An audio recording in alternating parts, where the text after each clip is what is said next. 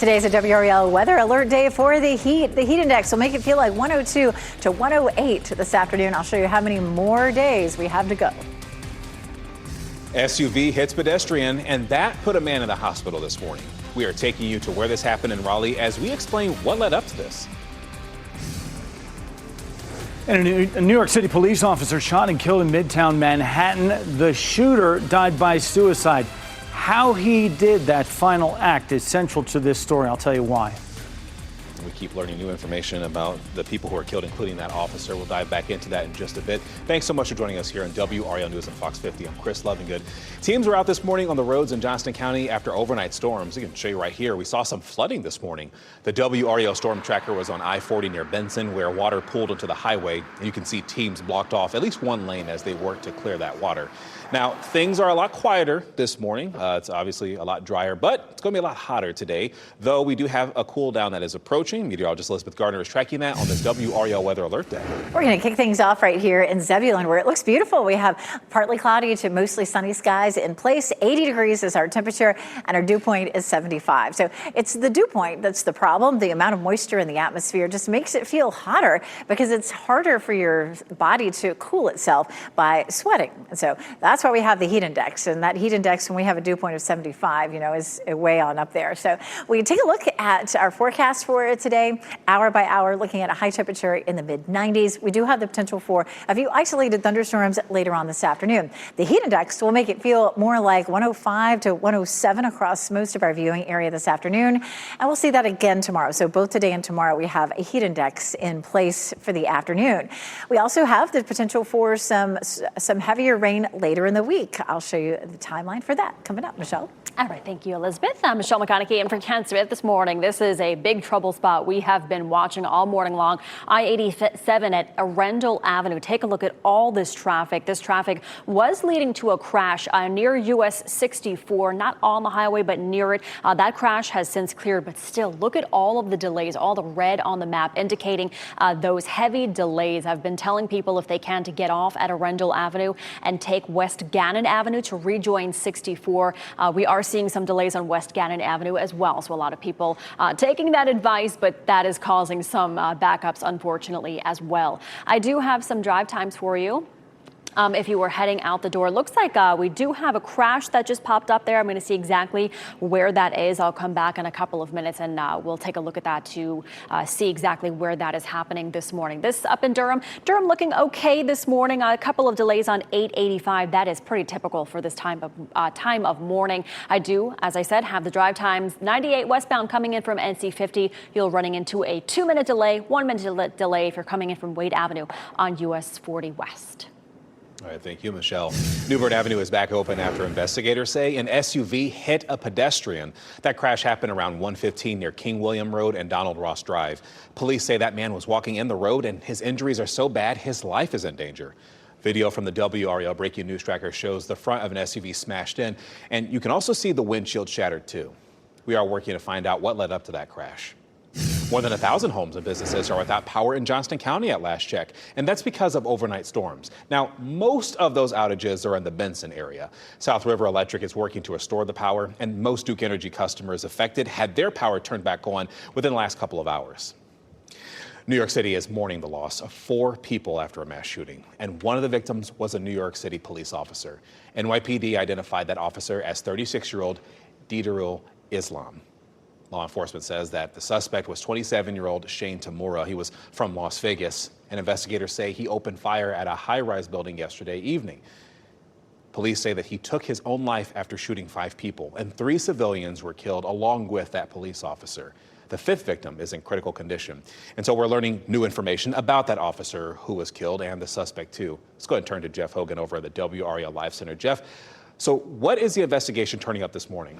Well, that 5th person, first of all, Chris, that 5th person is thought to be an NFL employee. Roger Goodell, NFL commissioner, posted saying their thoughts are with him and his family in the hospital in stable condition, but critical condition. This was surveillance video of what is Shane Tamura. That's what reports are saying right now from FBI and from state police there. Shane Tamura walking into that office that houses some NFL NFL headquarters and some other buildings as well. A former NFL player said this is a highly secure area of the building right there where he went in.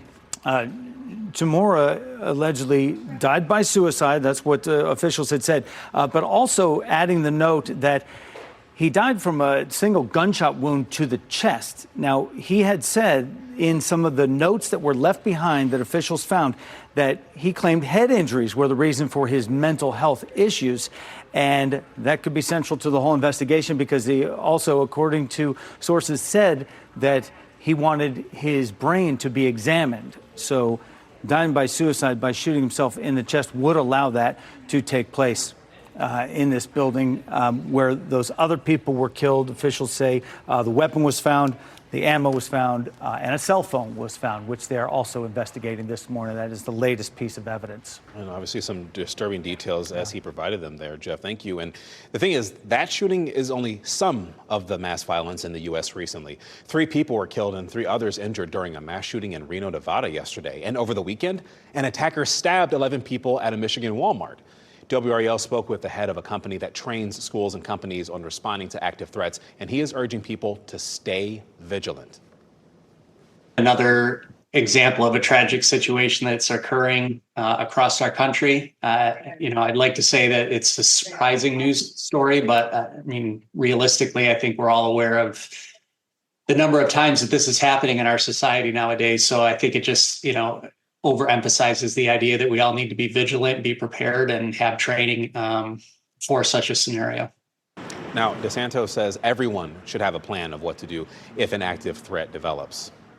This week, local high school students are starting outdoor practices as we experience dangerous heat. And WRAL's Ali Calabar has been following that development at Willow Spring High School in Wake County. Ali, what is the school leadership doing to ensure that student athletes are staying safe?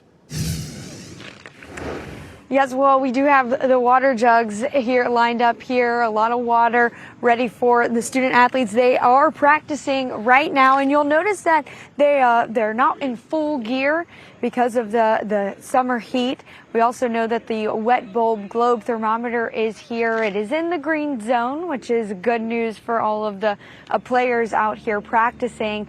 We also know that they are really focusing on hydration. There's an athletic trainer here as well. We spoke with Wake County Public Schools senior administrator who says how important it is for students to stay safe in this heat. A heat illness can happen in minutes, and being that we have education both for the coaches, the athletic directors, and the athletic trainers, and even now the students, they're well aware of what the symptoms are, how to prevent it, and how to treat it when it does happen. Yep, and that sun is coming up, and so we definitely know that heat, it's going to pick up shortly. But right now, we do see that players are out here getting used to that heat. We are going to stay out here throughout the practice as they probably head to get their water jugs soon.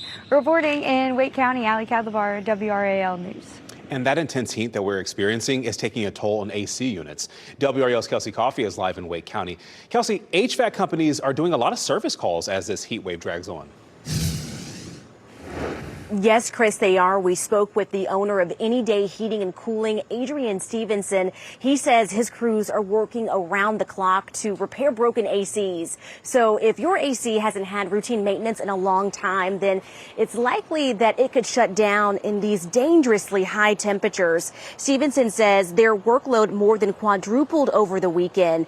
He says they usually service 10 homes on average every weekend, but last week they serviced 50 homes. Stevenson says most of these repairs happen because ACs can't keep up with this intense heat.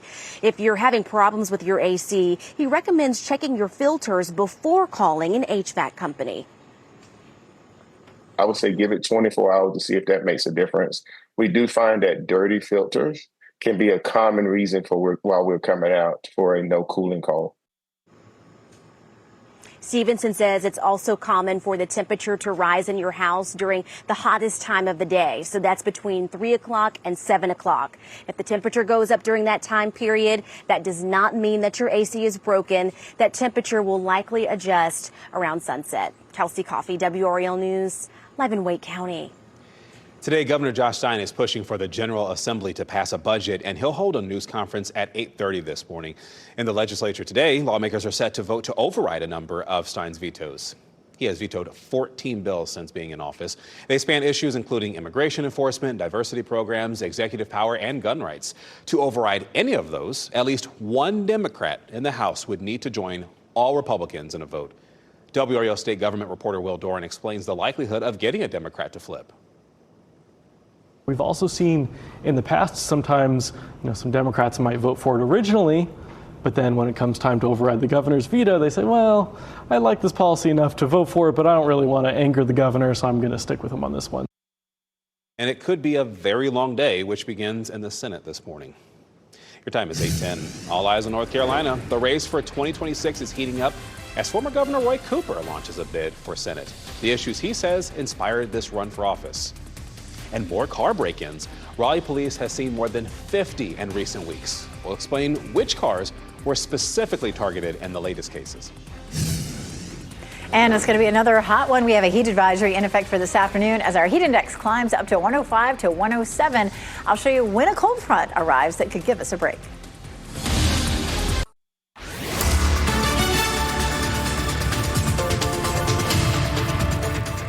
8:14. Ooh, it's so pretty in Franklinton right now. Take a look at that gorgeous blue sky.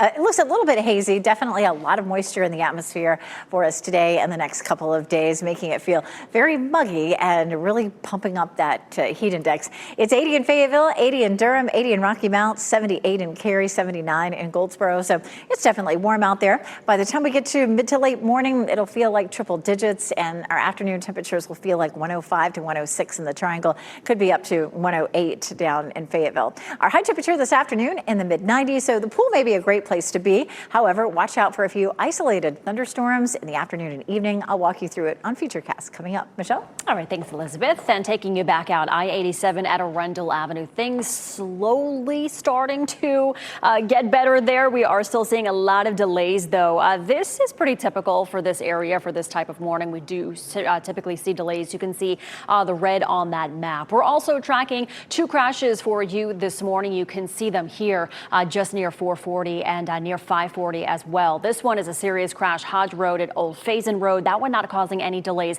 And then just north of that, this one here is the other crash we're talking about. This is Forestville Road at Old Mill Bernie Road. That one also not causing any delays. I'm going to keep an eye on both of those and have another update for you in a couple minutes, Chris. All right, sounds good, Michelle. We'll see you in just a bit. Folks, we are more than 400 days away from the 2026 general election, and at least one of our state's races is already heating up. Former North Carolina Governor Roy Cooper launched his campaign for U.S. Senate. He's seeking the seat Republican Senator Thom Tillis is vacating. In his first interview since his announcement, Cooper talked with MSNBC's Rachel Maddow, and they discussed his platform and what he wants to accomplish. There are so many bad things coming out of Washington that hurt the middle class and hurt people who are trying and dreaming of being in the middle class.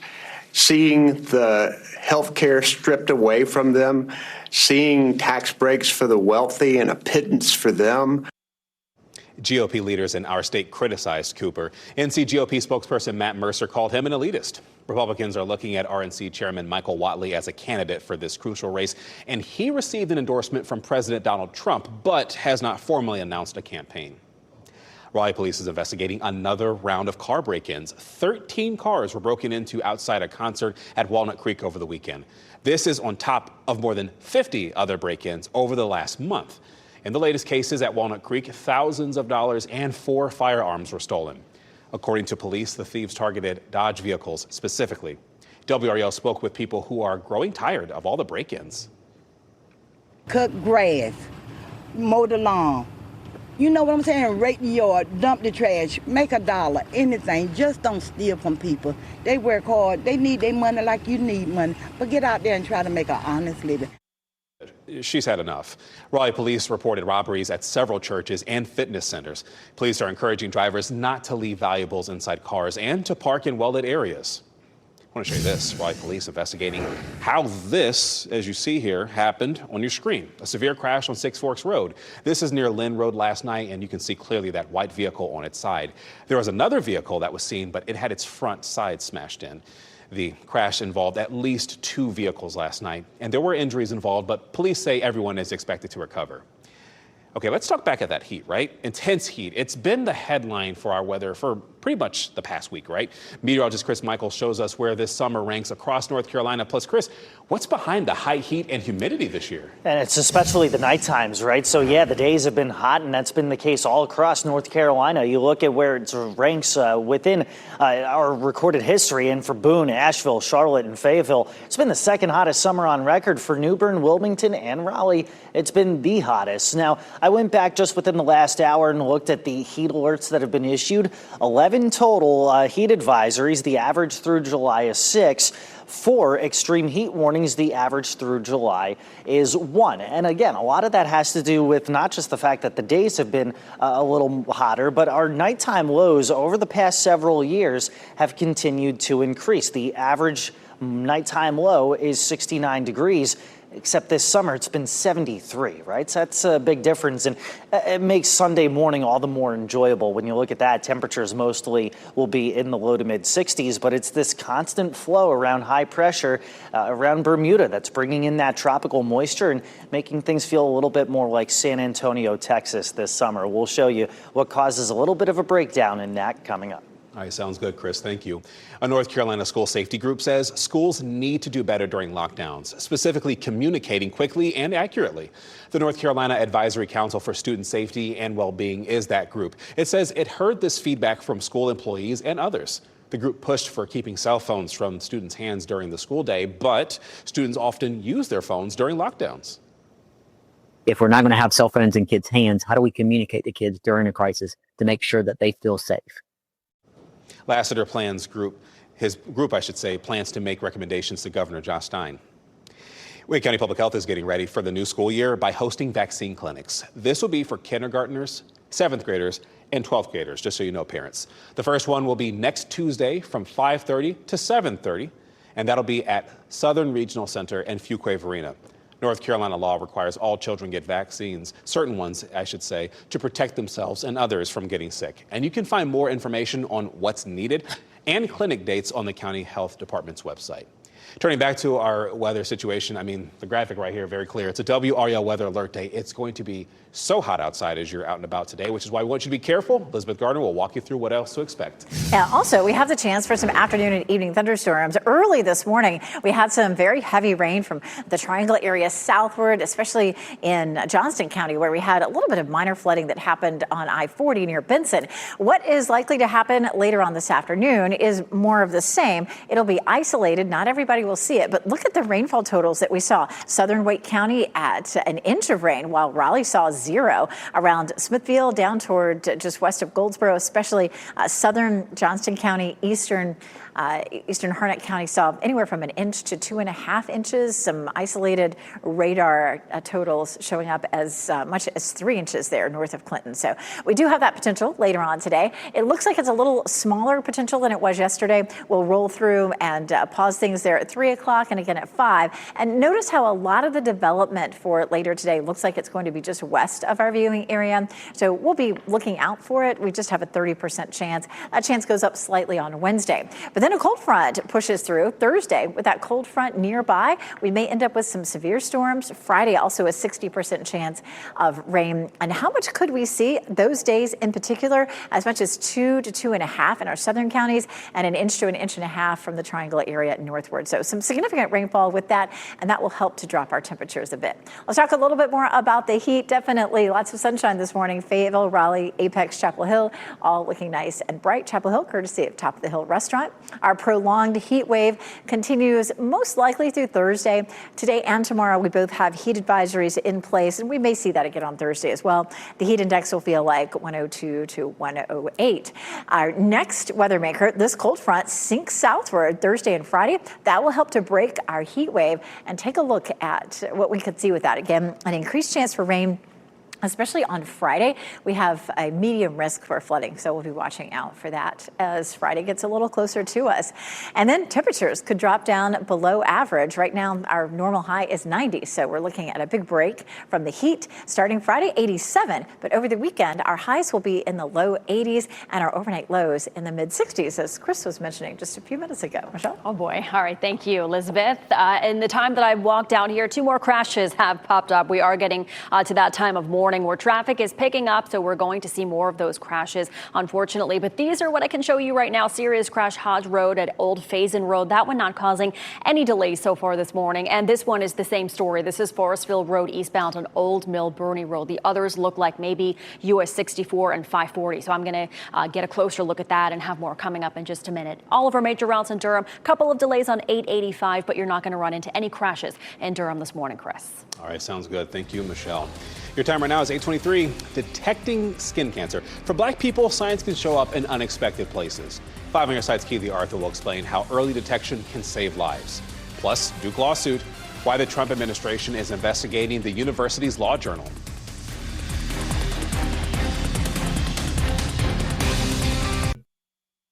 As you get into your car, tune to WRAL News Plus on your radio. In Raleigh on 99.3 FM. In Durham, 96.5 FM. And everywhere on 101.5 HD3.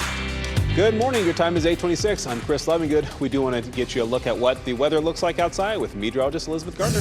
A mix of sun and clouds across our area. Temperatures warming up now, 80 degrees in Wilson as well as Durham and Fayetteville. Later on this afternoon, there could be a small chance for some scattered storms, but heat definitely our big story for today. It is a WRAL weather alert day both today and tomorrow for these high heat indices. It's going to feel like 105 to 106, maybe 107 across our area this afternoon. Actual highs in the mid 90s. But late in the afternoon and evening, we also have a small chance for some scattered storms. Michelle? All right, thanks, Elizabeth. And yeah, look at this. Look at all these crashes that are popping up now. 8:27 on your Tuesday morning. Too short of time here to go through all of them, so I'm just going to go through 2 that we're seeing the most delays out of. This one here is a crash I-40 eastbound. Look at all the red and yellow on 540 there. That is near Falls of Noose Road. So just keep in mind you're going to run into some delays if you are in that area. And then an earlier crash over near Wendell. This is US 64 near Lizard Lick Road. Seeing a lot of delays from that one as well. I'll have another update coming up for you in a couple of minutes on Fox 50, Chris. Oh, we'll see you in just a little bit there. Thank you, Michelle. New Bern Avenue is back open after a crash this morning, and that happened around 1 o'clock near King William Road and Donald Ross Drive. Police say an SUV hit a man who was walking on the road, and he has life-threatening injuries at last check. And so we're working to find out what led up to this crash even happening. Today, part of a street in Raleigh's Village District is going to be repaved, and that's because a water main broke. It actually caused that sinkhole you're seeing here. It happened yesterday on Cameron Street, and Raleigh Water says the pipes in that part of the city are from the World War II era and have reached their end of cycle of life. Next on Fox 50, intense heat taking a toll on air conditioners. Recommendations from a local air and heating company in just minutes.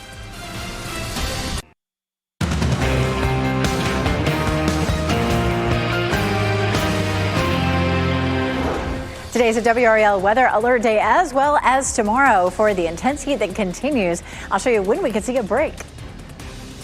SUV hits pedestrian. The new information we're learning about that crash this morning. We'll take you to that scene. Plus this, a somber morning in New York City. Police gather to honor a police officer killed in a shooting.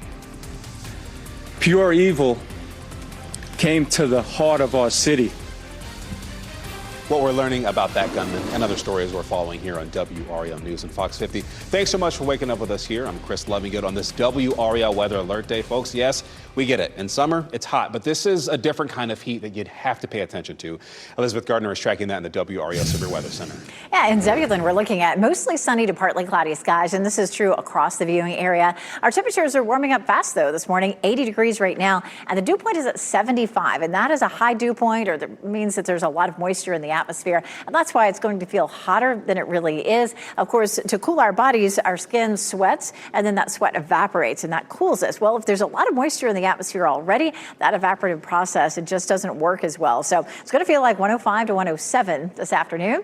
Our hour-by-hour forecast brings us into the mid-90s for our actual temperature, but we also have the chance for some isolated thunderstorms for later on this afternoon and evening, and we'll walk through that on Futurecast coming up in just a few minutes. Michelle? All right, thank you, Elizabeth. All eyes on I-40 at Wade Avenue right now, because look at what we are looking at here. A couple of fire trucks there. It looks like an ambulance on scene. One lane is shut down, the far right lane on 40 at Wade Avenue. That is shut down because of a crash there. Lots of cars getting through. It's just at a slower clip because of a crash that, again, is blocking the right lane of I-40 at Wade Avenue. So if you are on I-40, that is what you are running into this morning if you are noticing those delays. A lot of crashes on the map this morning. I don't have time to go through every single one, but I'm going to go through the ones that are causing the biggest delays this morning. This one, a couple minutes ago, this popped up, I-540 eastbound near Falls of Noose Road. That one causing quite a bit of delay there as well. Trying to get an eye on that to see if I can see what is going on in that area. Another crash that's been causing problems all morning long. This one, US 64 near Lizard Lick Road. We've seen a lot of delays and backups there this morning because of a crash there. It looks like it is starting to clear up just a little bit, but we have seen some very heavy traffic at I-87 and Arundel Avenue this morning. Another crash that also just popped up, Western Boulevard near West Cabarrus Street. Not really seeing too many delays from that one, but I'm going to keep an eye on all of these and bring you another update coming up in a couple of minutes. As always, listen to us on the radio, 101.5 HD3. Always take us with you on the go. Thank you, Michelle. New Bern Avenue is back open after a crash this morning, and that happened around 1:15 near King William Road and Donald Ross Drive. Police say an SUV hit a man who was walking on the road, and the injuries are so severe that man's life is in danger. Video from the WRAL breaking news tracker shows the front of an SUV smashed in, and you can also see the windshield shattered as well. We are working to find out what led up to that crash happening. And we're also following that story, that deadly shooting in New York City. 4 people were killed, including a police officer. Authorities say a man entered a high-rise building in Midtown Manhattan and started shooting. That gunman was identified as 27-year-old Shane Tamura. Investigators say he shot himself and died. So let's walk you through what we're learning from investigators this morning. A motive has not been determined. According to the FBI, they did a check of their databases but have not revealed any information. And we do know the shooter drove across the country from Las Vegas to New York City. And police say he did act alone in this. They also say Shane Tamura had a documented mental health history. But we do want to go to the WRAL Live Center this morning. That is where we have been following that story very carefully there. It's a somber morning in New York this morning there, Jeff. It certainly is, and the barricade situation outside that building in Manhattan remains. Here's take a look. Up to the 33rd floor is where that gunman is alleged to have gone and gotten in the elevator. But the latest in this investigation comes from Mayor Eric Adams, who's been making the rounds on local New York television and national shows as well, saying that Tamura did target NFL headquarters in his quest to get inside that building.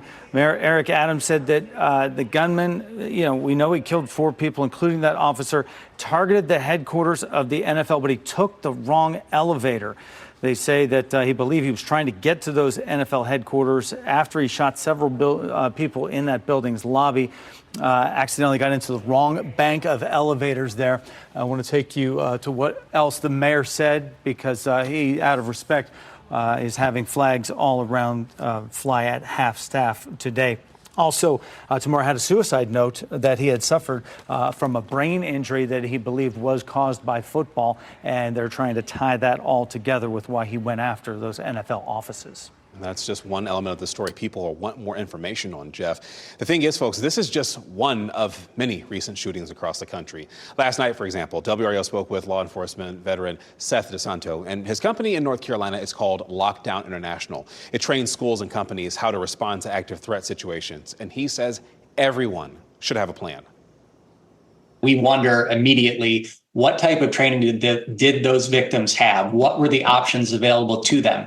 Do they even know what the options available to them are? Because when something like that happens in a split second, it takes the body time to realize, what options do I have in this particular environment?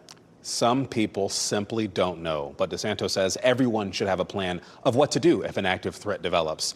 You can download the WRAL News app to be the first to find out about breaking news locally and across the country. In fact, if you look at your screen, this is the notification we put out to your phone as soon as we learned about that shooting. Be sure to have notifications turned on. Happening right now on the WRAL Live side, I want to take you to pretty dramatic Sky 5 pictures right now over the Village District. Right now, this is Cameron Street, and this is a water main break here. And if this looks familiar to you, it's because we were all over this story yesterday covering it. That water main broke yesterday morning. Officials came, they fixed it, spent most of the day fixing it, filled it in with gravel, and we're getting ready to repave it today. That's going to have to take a backseat to this. Those pipes we discovered yesterday are from World War II era pipes, and they have outlasted their lifespan, apparently. So big fix is going to have to happen in the Village District today. Cameron Street, you'll want to avoid that area, certainly, and we'll keep you updated when they get this shut down. Being that they fixed it, but as you saw, that basically a geyser started up again. We'll keep following that. Thank you, Jeff. The intense heat that we are experiencing is taking a toll on AC units. WRAL's Kelsey Coffey is in Wake County this morning. And Kelsey, HVAC companies are doing a lot of service calls as this heat wave continues to drag on. Yes, Chris, they are. We spoke with the owner of Any Day Heating and Cooling, Adrian Stevenson. He says his crews are working around the clock to repair broken ACs. Now, if you haven't had your AC go through any type of routine maintenance, then there is a chance that your system could shut down in these dangerously high temperatures. Stevenson says their workload more than quadrupled over the weekend. He says most of these repairs happen because ACs can't keep up with this intense heat. If you're having problems with your AC, he recommends checking your filters before calling an HVAC company. Once you clean off your filters, wait 24 hours to see if that makes a difference. Stevenson explains the growing demand. Between our team, we actually service about 50 homeowners over the weekend. Typical weekend is somewhere around 10. We're actually having extra staff to come in on the weekends to support the demand. Stevenson also says it's common for the temperature to rise in your house during the hottest time of the day. So that's between 3 and 7 o'clock. If the temperature goes up in your house during that time period, that does not mean that your AC is broken. The temperature should adjust around sunset. Kelsey Coffey, WRAL News, live in Wake County. You know, exercise and playing sports outdoors during this intense heat, it could have serious consequences on your health. WRAL's Ali Kadhabar is at Willow Spring High School. Ali, talk a little bit about how schools are ensuring student athletes are staying safe in this heat. Yes, well, a big factor in that is these. You're going to see a lot of these water bottles out here on the field. We see a lot of water breaks happening. Just about 5 minutes ago, they had a full water break, but we just see constant water breaks right here. And what we want to point your attention to is this. This is facing the wrong way here, but it's the wet bulb globe thermometer. There we go. It's actually risen about 5 in the past hour that we've been here. It only has to get to 84.9, and then it becomes a yellow code. So now they're in green code, so they can kind of practice normally. Frequent water breaks, but when it hits 84.9, it's yellow. They have to take off some of that gear. We spoke with Wake County Public Schools Senior Administration of Athletics just about how important it is to keep track of these heat safety guidelines. Parents should be asking whether it's the school or whether it's the youth sports organization, show me your heat activity guidelines. What are you using to measure the wet bulb globe temperature? How are you modifying guidelines based on what that reading is? And we also know that there is an athletic trainer here as well. So a licensed athletic trainer here to help in any heat situation or medical situation. Also, Wake County Public Schools Senior Administrator says that parents should be keeping track of their kids' hydration as well. Reporting in Wake County, Ali Kadhabar, WRAL News. Happening right now, Governor Josh Stein is holding a news conference. Again, this is a live image you're seeing here.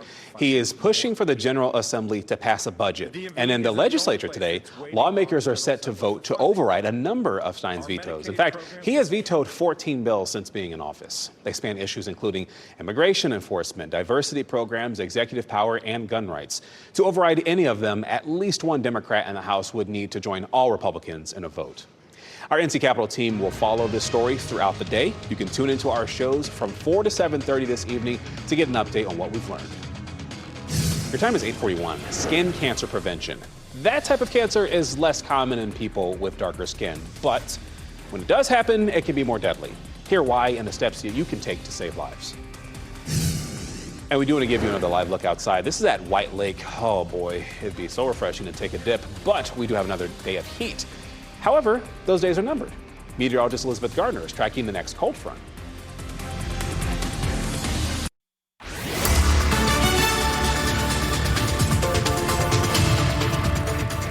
8:44, and it's a lovely day in Franklinton. We're seeing lots of sunshine there. Town by town, temperatures warming up, already 80 degrees in Durham, Fayetteville, and Rocky Mount, 81 in Roxborough and in Cary. And of course, we're headed into the mid-60s, we're going to see mid-60s for lows coming up by the end of the week, early next week. But anyway, looking at our heat index at 105 to 106 for this afternoon. We do have a heat advisory that goes into effect this afternoon for today and again tomorrow. At the pool today, it's going to be hot, so be careful and watch out for the potential for some late day and evening scattered thunderstorms. We'll walk through that potential on Futurecast coming up. Michelle. All right, Elizabeth, thank you very much. Taking a look, I-40 at Wade Avenue. This is where we saw that earlier crash here blocking the right lane of I-40. So you are going to run into some slowdowns, but that crash seems to be clearing. A lot of those emergency vehicles have left the scene. There seems to be one police officer still there on scene, so we're going to keep an eye on that. But take a look at all of the crashes we are dealing with this morning. We don't have time to show you all of them, but one crash that I have been keeping my eye on because of some delays is this. They're calling this crash investigation work on Lewisburg Road near Perry Creek Road. You can see the delays on Lewisburg Road. So if you were on that road, just know that there is crash investigation work happening there at the moment. Another crash causing some big delays is this one, I-540 eastbound. This is near Falls of Noose Road, that yellow on the map indicating all of those delays there this morning. So definitely pack your patience if you are heading out the door. I do have other things to talk about. I have a lot to tell you about. I don't have time to go through it all, but I do have some drive times for you. 9 minutes from Wake Forest on US 1 South. Let's get outside to Laura Levine. She's on the scene in the Village District, Laura, with a massive water main break. This happened yesterday. It's happening again. Yeah, Michelle, this is something that crews were set to come back to return working on, paving the roads here. And as you can see, they have a bigger problem on their hands behind me. That water main break bursting once again, water literally shooting in the air here with that massive hole that was created yesterday with the water main. You can see RPD now beginning to set up some barriers here just to prevent drivers from heading in this area. Cameron Street was already blocked off, but now they're just making sure as shoppers in the Village District are coming in the area that they are mindful that obviously this is a situation that you want to be mindful of. We've also seen the City of Raleigh Transportation Department here as well. Again, this started yesterday with the water main here on Cameron Street, and they were able to fill the sinkhole, and those crews were supposed to come back this morning to do some more paving. So just a long day and really a problematic situation. We were told yesterday that this wasn't going to have a major effect on any local businesses here in the Village District as well as water supply. So that is something that we're going to check back in on. We have seen people, again, shoppers still going about their day here in the Village District as well as drivers actually driving around the water main. But now you can see RPD beginning to set up some barricades there to make sure that people are mindful as they're passing by. So, of course, this is something that we are going to continue to stay on top of as crews begin another long day of work here in the Village District. Laura Levine, WRAL News, live in Raleigh. Also happening right now in the WRAL Live Center, it has become official out of the Wiley Nickel camp. The Democrat has suspended his campaign for the open U.S. Senate seat as expected, and he is backing Governor Roy Cooper in his campaign. All of this expected. The move really clears the Democratic field, clears the way for former Governor Cooper, instantly becoming the front runner for the Democratic nomination in the race. This is the seat that will be vacated by Republican U.S. Representative Tom Tillis from North Carolina. Nickel quoted as saying it's an honor to work alongside Governor Cooper in the state Senate and in Congress. I've firsthand seen his steady bipartisan leadership. So we'll be keeping tabs on this throughout the day as Governor Roy Cooper now gets Nickel's backing. All right, thank you, Jeff. Skin cancer is the most common cancer in the U.S., but for Black people, cancer signs can show up in unexpected places, and missing them can have serious consequences. Here's Keely Arthur with 5 on Your Side. Black Americans are 5 times more likely to die within 5 years of a melanoma diagnosis. The reason? because it's often caught too late. So you need to be vigilant. In Black patients, melanoma, the most deadly type of skin cancer, often appears on the palms, soles of feet, or under the nails, not on sun-exposed areas where people typically check. Doctors suggest doing regular full-body skin checks, not forgetting your palms, feet, and under your nails. And don't forget sunscreen. Even if your skin is dark, dermatologists recommend using at least SPF 30. And we know that finding a sunscreen to work with a darker skin tone can be challenging. Here are two that Consumer Reports recommends. Black Girl Sunscreen Kids and Supergoop Play Every Day. Both are SPF 50. Keely Arthur, 5 on your side. Just a heads up, if you bought ground beef at a Food Lion in Roanoke Rapids, 4 types of that meat are being recalled, and that's because of what's being described as foreign material found in the packaging. The meat was sold at that store on Highway 158, and it has a sell-by date of July 29th. It was produced 2 days earlier, and so far, there are no reports of illnesses or complaints. But if you have this meat, do not eat it. Throw it away. Food Lion is offering refunds of twice the purchase price. The Henderson Police Department, is mourning one of its own. Former police chief Melvin Smith died Sunday. He was 87. Smith began his career with the department in 1964 and was the first black police officer in Henderson. Smith had several promotions during his distinguished career. He was named chief in 1995, and current Henderson Police Chief Marcus Burrow described Smith as the greatest man to ever wear the badge. Our big weather story today is, yes, it's hot, but we understand this does happen in North Carolina, of course, but the heat, Elizabeth, that we're talking about, that we've been seeing and will see, this is a whole different level. It is. We do have long, hot summers in North Carolina, and, for the most part, we get used to it. But there are certain times when it does reach that extra level, and you just need to be cautious about it, especially a long heat wave like we're seeing right now. Of course, this started over the weekend. We'll likely have a high heat index all the way through Thursday. And the more you're exposed to heat, the more apt your body is to succumb to it. So that it's cumulative, the effects are. So if you do work outside, just keep that in mind and remain vigilant until we get into the weekend when we're going to see much cooler temperatures. Right now it's 80 degrees, our dew point 75. The dew point's the measure of moisture in the atmosphere, and that number 75 is high, and that just means your body isn't able to cool itself as efficiently as it does when it's not as humid out. So it'll feel like 102 to 108 for this afternoon as well as tomorrow. Both today and tomorrow are WRAL weather alert days. Both days we have heat advisories in place. Around town this afternoon, 96 in Raleigh, Durham, and Fayetteville. We have an isolated chance for thunderstorms later on this afternoon and evening. A lot of folks woke up this morning to some heavy rain. As a matter of fact, some minor flooding on I-40 this morning near Benson because of some late night heavy rain, but not everybody saw that. This afternoon, everybody sees the heat, though. It'll feel like 105 to 107 across our area. We're going to see 105 for tomorrow and potentially Thursday as well. We don't have a heat advisory posted yet for Thursday, but we'll have our eye on it. Thursday and Friday, we see a cold front that approaches. That's going to bring us a chance of some storms Thursday and Friday, and especially Thursday into Friday, we could end up with the potential for some very heavy rain, possibly even some severe storms on Thursday. Notice how the temperature drops on Friday. The front continues to sink southward. We begin to cool things down. We may see some significant rain Thursday and Friday, but it looks a little bit drier for the weekend and very comfortable with afternoon highs in the low 80s. So big change coming our way, which will feel nice.